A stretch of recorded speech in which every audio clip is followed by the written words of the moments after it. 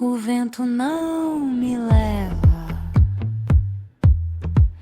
eu escuto, a onda não me empurra, eu flutuo. Olá, sejam muito bem-vindos. Hoje a gente vai mergulhar num material que, olha, é um verdadeiro achado. É um achado mesmo. O livro Dê um Clique na Conexão, da Teca Barreto. E só para situar, a Teca é uma pesquisadora que, assim, navega por umas áreas que parecem muito distantes, sabe? Arte, linguagem, ciência. Exato, e ela consegue costurar tudo isso. O legal do trabalho dela é que não busca dar uma resposta pronta. A ideia é provocar cliques. Aquele momento do agora entendi. Isso, uma coisa que faz sentido no corpo. Então nosso papo aqui não é bem um resumo, é mais uma exploração conjunta dessas ideias que dissolvem umas barreiras que a gente tem, né? Entre mente e corpo, a gente e a natureza. Exatamente. E é uma abordagem muito singular. O livro não tem aquele tom acadêmico, pesado, sabe? Não mesmo. Ele usa o que está à mão. Uma cena do cotidiano, uma observação da biologia, um mito antigo e com uma linguagem que é ao mesmo tempo poética e, nossa, de uma clareza impressionante. Total. Acho que o nosso desafio aqui é tentar compartilhar um pouco da sensação desses cliques silenciosos que a leitura provoca. Aquela compreensão que chega de repente e muda um pouco a lente, né? Boa. Então vamos começar por uma ideia que, para mim, é assim, a porta de entrada do livro. A diferença que ele faz entre o que seria uma imagem viva e uma imagem congelada. Sim. A autora usa um exemplo tão simples e, cara, tão genial, uma flor balançando com o vento. Ela não descreve isso como algo que você só vê. Ela chama de acontecimento. Isso, e a palavra acontecimento é a chave. Porque um acontecimento te inclui. Te inclui como? O livro descreve como, ao observar essa flor dançando, seu corpo reage, sem você nem pensar nisso. A sua respiração muda de ritmo, sua musculatura faz microajustes para acompanhar aquele balanço. É um diálogo. É um diálogo não verbal, uma sintonia fina entre você e o que está vivo ali. Seu sistema nervoso está participando da dança. E aí vem o contraste que derruba a gente. O celular, o que acontece quando você pega o celular e tira uma foto dessa mesma flor? A dança para. A foto pode ser belíssima, perfeita, mas ela é estática, congelada. O diálogo acabou. Acabou. O seu corpo já não participa mais daquele jeito. Quem entra em cena é a mente racional que olha, reconhece, uma flor, classifica, talvez. Compara com outras. Isso.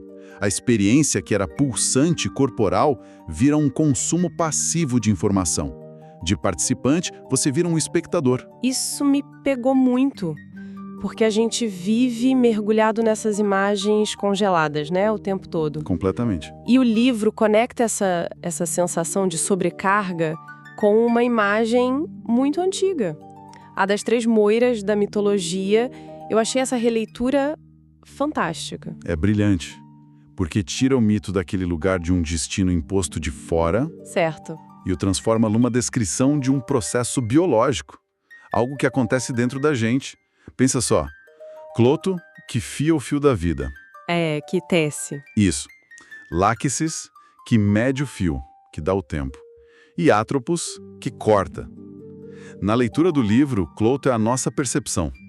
O momento em que uma experiência começa a ser fiada dentro de nós. Láquesis é o tempo de maturação, a pausa necessária para a gente digerir. E Atropos não é a morte. Não. Não, é o limite saudável, a capacidade do nosso sistema de dizer chega, para não virar um emaranjado. E aí a conexão com o mundo digital fica óbvia. Fica escancarada. O que acontece hoje? Com o feed infinito, as notificações, a nossa cloto interna tá fiando sem parar. Numa velocidade absurda. Exato. E a láquesis, coitada, não tem chance. Não existe pausa para maturar. E a Atropos, o nosso limite, acaba sendo acionada de forma abrupta, quase um curto-circuito. E o resultado é o que a gente sente no corpo. Exaustão, ansiedade, uma sensação de saturação. O livro argumenta que isso não é uma doença, É um descompasso. Nosso ritmo biológico simplesmente não foi feito para isso. Ok, isso do ritmo das moiras ser desregulado faz todo sentido, a gente sente isso na pele. Mas parece um problema sem solução. A gente vai parar de usar o celular? Não, não é por aí. O livro sugere alguma saída prática? A saída que ele aponta é sutil e poderosa.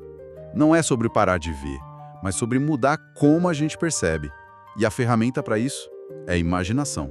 Imaginação? Sim, o livro defende que uma história bem contada, um mito, uma poesia, pode ser muito mais nutritivo para o nosso sistema do que uma imagem pronta. Porque não te entrega tudo mastigado. Exatamente. A palavra te dá um contorno e te convida a preencher o resto.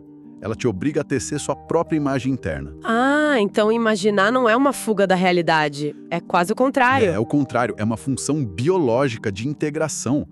Quando você imagina, você deixa de ser um consumidor passivo. E vira um participante ativo. Isso, seu corpo entra na história. O sistema nervoso ressoa com o que está sendo contado. E isso ajuda a restaurar aquela coerência interna que a gente perdeu. Faz sentido. É aquela sensação de quando algo assenta no peito, né? Perfeito. Não é só uma emoção vaga.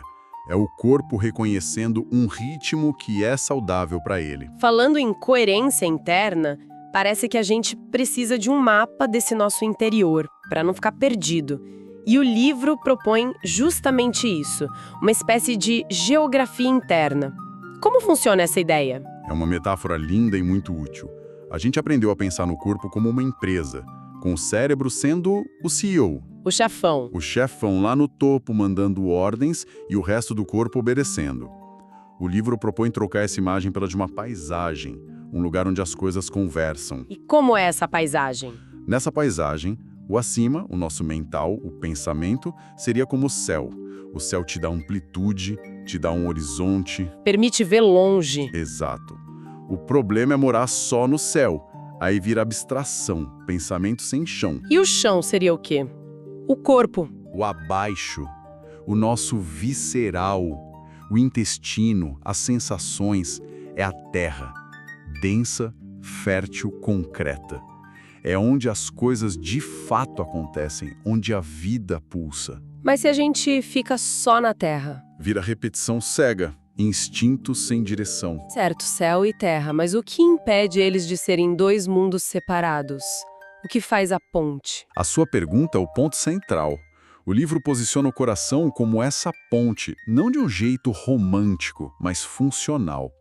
O coração seria a grande sala de encontros, o lugar onde o de cima e o de baixo se encontram. E a fisiologia confirma isso. Hoje sim, existe uma via expressa de comunicação no nosso corpo chamada nervo vago.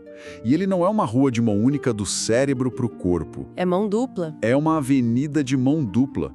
Ele leva informações sobre o estado dos nossos órgãos lá para cima, para o cérebro. Aquele sentimento de não sei porquê, mas meu santo não bateu com o daquela pessoa. Ah, intuição. Muitas vezes é o seu sistema visceral mandando um relatório completo para o cérebro antes mesmo de você conseguir pensar a respeito. Entendi. O eixo vertical. Mas, e a nossa esquerda e a nossa direita? O livro fala sobre isso? Sim, e a abordagem é igualmente interessante.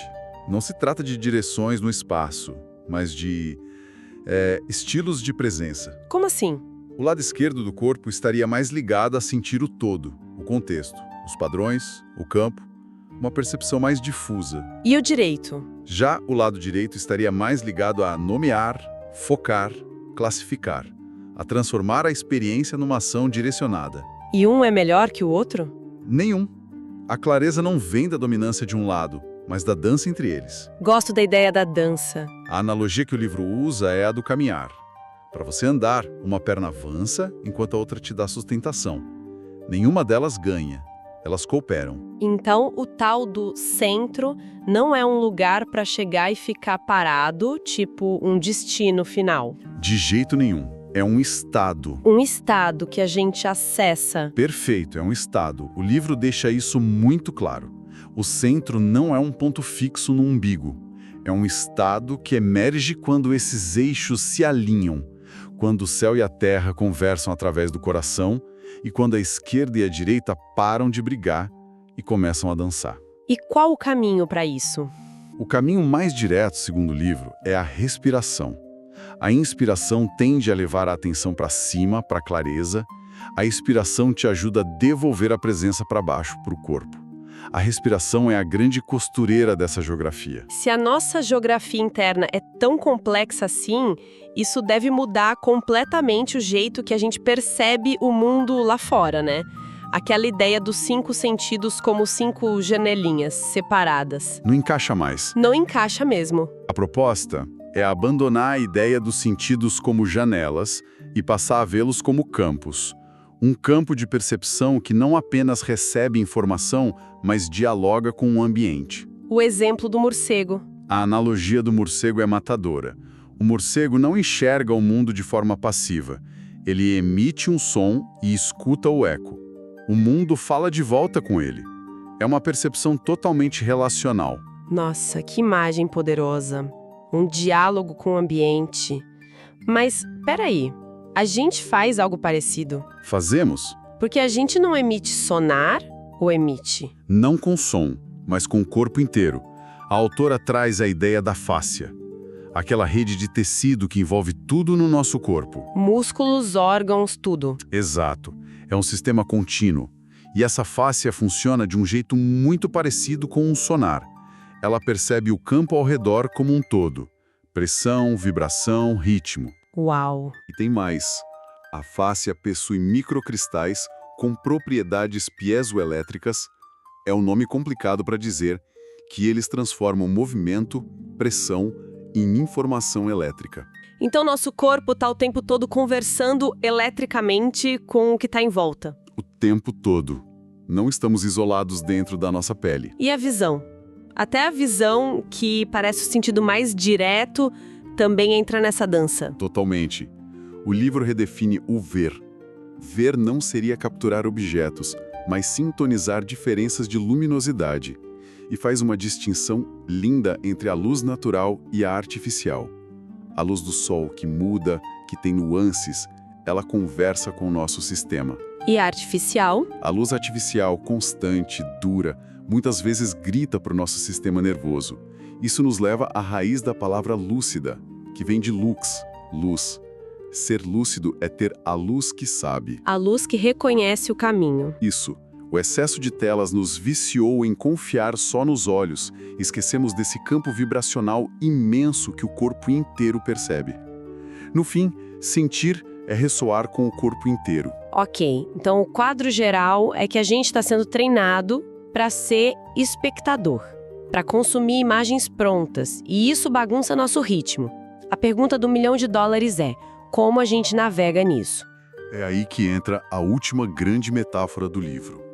Primeiro, a autora faz uma distinção crucial entre refletir e fazer reflexão. Qual a diferença? Refletir, no sentido de um espelho, é só devolver a imagem. É o que acontece quando a gente rola o feed. Um estímulo bate e volta, outro bate e volta. É um eco infinito, é ruído. E fazer reflexão? Fazer reflexão é um ato ativo.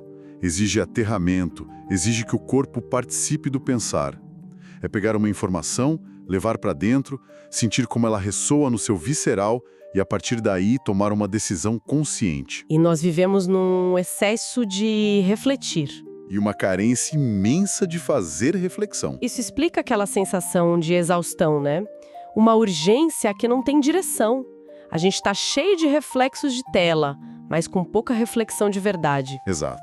O corpo sente esse conflito de tempos. E é nesse mar turbulento que o livro volta para o coração, mas agora com uma nova metáfora. A de um navegador. Um navegador. O coração seria nosso centro operacional de navegação. E, de novo, não é só a poesia. O campo eletromagnético do coração é muito mais potente que o do cérebro. Quando ele entra em coerência, ele literalmente organiza todo o sistema nervoso. O mar interno se acalma. Exatamente. Leme e vela. Como funciona isso na prática? Achei essa imagem muito boa. É a inteligência do navegador. O leme é a sua intenção, a sua direção. Onde você quer chegar. Isso. A vela é a sua capacidade de responder ao que a vida te apresenta, aos ventos das circunstâncias. A sabedoria não está em forçar o leme contra o vento. O que gasta uma energia absurda. Exatamente. A sabedoria está em sentir para onde o vento está soprando e ajustar a vela com precisão para usar aquela força a seu favor. Mesmo que te leve para um caminho um pouco diferente. Exato. Isso é eficiência energética, é coerência, é responder ao campo com sensibilidade. Essa coerência se torna uma espécie de resistência silenciosa no mundo que grita. A gente não precisa de mais estímulos, a gente precisa de mais centro. E o centro não grita, ele pulsa. Cara, que viagem! É incrível!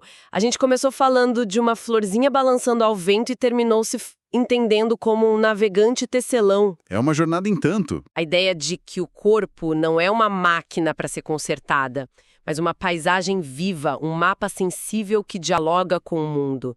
Nossa, isso muda tudo. Deixa de ser uma relação passiva com a vida. E tudo isso volta para a ideia do clique, daquele entendimento que assenta no corpo. Tem uma passagem no final do livro que amarra tudo isso de um jeito muito bonito. Diz algo como: o outro sou eu, frente a frente com as ondas. Uau! A ideia é que a gente nunca se vê diretamente como uma coisa isolada. A gente se reconhece nos reflexos que o mundo nos devolve.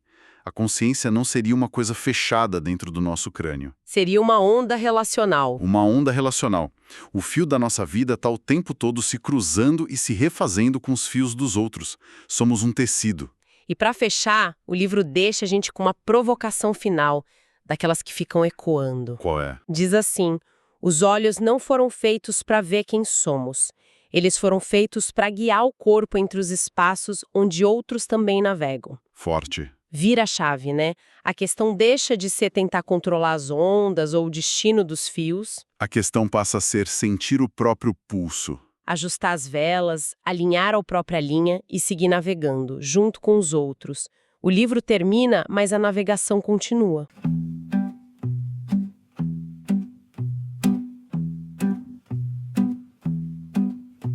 O vento não me leva, eu escuto. A onda não me empurra, eu flutuo. O espelho me atravessa sem partir. O outro é só o jeito de eu me